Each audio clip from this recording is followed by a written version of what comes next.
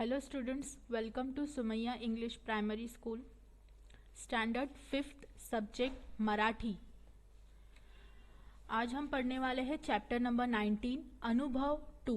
अनुभव का मतलब होता है एक्सपीरियंस। हमारी लाइफ में हम लोग अच्छे बुरे हर तरीके के एक्सपीरियंस लेते हैं। तो इस लेसन में भी हमें एक ऐसी चीज़ बताई गई है कि लेखक जो है यानी जो हमारे जो राइटर है वो अपना एक्सपीरियंस हमारे साथ में शेयर कर रहे हैं। शाळा सुटली, मी घरी निघालो, वाटेत आई दिसली। शाळा सुटली यानी स्कूल छूट चुकी थी, मी घरी निघालो। लेखक वहां से घर पर जा रहे थे। वाटेत आई दिसली, वाटेत यानी रास्ते में उनको उनकी मम्मी दिखाई दी। तिच्या हातात 2 मोठ्या पिशव्या होत्या। उनके हाथों में 2 बड़ी बड़ी पिशव्या यानी थैलियां थी। त्या खूप जड असाव्यात असे तिच्याकडे पाहून जानवले। वो बहुत जड़ यानी बहुत वजन थी, ऐसे उनको देखकर ही, उनका चेहरा देखकर ही पता चल रहा था। मी धावतच आईला गाठले यानी वो फटाफट भागते हुए अपनी मम्मी के पास पहुंचे। अगं आई, काय घेऊन चाललीस एवढं, मी आईला विचारलं। उन्होंने क्या कहा, अपनी मम्मी को पूछा कि अरे मम्मी, इतना क्या लेकर जा रही हो। तिच्या हातातील एक पिशवी घेऊ लागलो और उन्होंने मम्मी के हाथ में से एक थैली ले ली।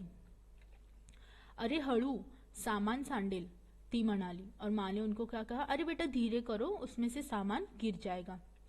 अगं आई, किती जड आहे पिशवी, काय आहे एवढं यात, मी विचारले। लेखक ने अपनी मम्मी को पूछा कि अरे मम्मी, ये थैली कितनी वजन है, जड यानी वजन है, इसमें क्या भर कर लाए हो। हे आपलं महिनाभराचं किराणा सामान आहे, आई म्हणाली। माँ ने क्या कहा कि ये अपना महीना भर का किराना सामान यानी राशन है। एक पिशवी हातात धरल्यावर मला समजले, त्या ओझाने आईचे हाथ लाले लाल झाले और एक थैली उठाते ही मुझे समझ में आ गया था, वो जो ओझा यानी बोझ जो था उससे मम्मी के हाथ जो थे वो पूरे लाल लाल हो चुके थे। एवढ्यात सामानाला किती रुपए लागले ग आई, मी विचारलं। उन्होंने लेखक ने अपनी मम्मी को क्या पूछा कि इतने सब सामान के लिए कितने पैसे लगे होंगे, किती लागले असावेत। आई ने उलट प्रश्न केला और मम्मी ने उल्टा क्वेश्चन उन्हीं को किया कि बता मुझे कितना लगा होगा। मी सांगितलेली रक्कम ऐकून आई हसू लागली अन म्हणाले, वारे तुझं व्यवहार ज्ञान। और मैंने जो पैसा उन्हें बताया वो सुनकर माँ हंसने लगी और उन्होंने क्या कहा, वारे तुझं व्यवहार ज्ञान यानी लेन देन। वस्तूंचे भाव गगनाला भिडलेत, आहेस कुठे तू। उन्होंने क्या कहा कि चीजों का जो भाव है, जो रेट है वो आसमान छू रहा है, तुम हो कहाँ पर।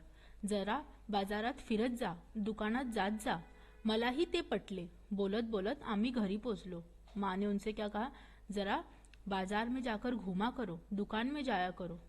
तो उनको भी ऐसा लगा कि हाँ मुझे कभी जाना चाहिए और दोनों बात करते करते घर पर पहुंच गए। तिने पिशवी खाली ठेवली आणि हुश केले। उन्होंने जो थैली थी वो नीचे रख दी और हुश, जब हम थक जाते जो आवाज हमारे मुंह से निकलती कि बस, ऐसे उन्होंने हुश किया और बैठ गए। बराच वेळ ती स्वतःचे हात दाबत होती और बहुत देर तक वो बैठकर अपने दोनों हाथ दबा रही थी। आई, तू दर महिन्याला एवढं ओझं एकटीच घेऊन येतेस। लेखक ने क्या पूछा कि तुम हर महीना इतना जो सामान है, इतना जो ओझा है वो अकेले उठाकर लेकर आते हो।